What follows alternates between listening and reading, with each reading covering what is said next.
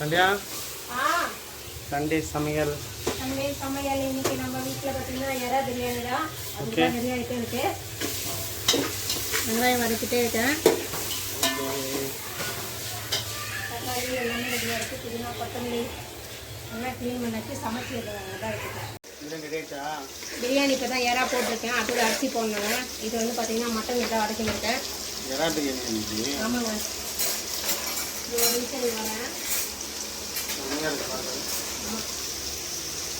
சந்தியா நம்ம டேஸ்ட் சாப்பிடலாமா?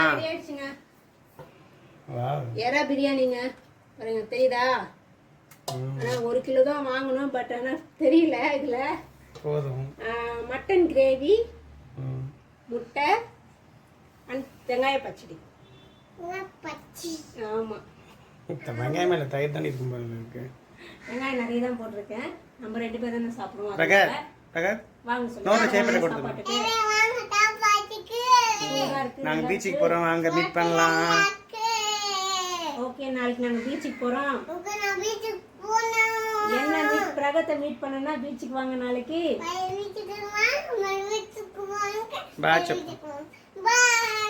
அங்க பார்த்து சொல்லு, எல்லாரும் அங்க பார்க்க சொல்றாங்க.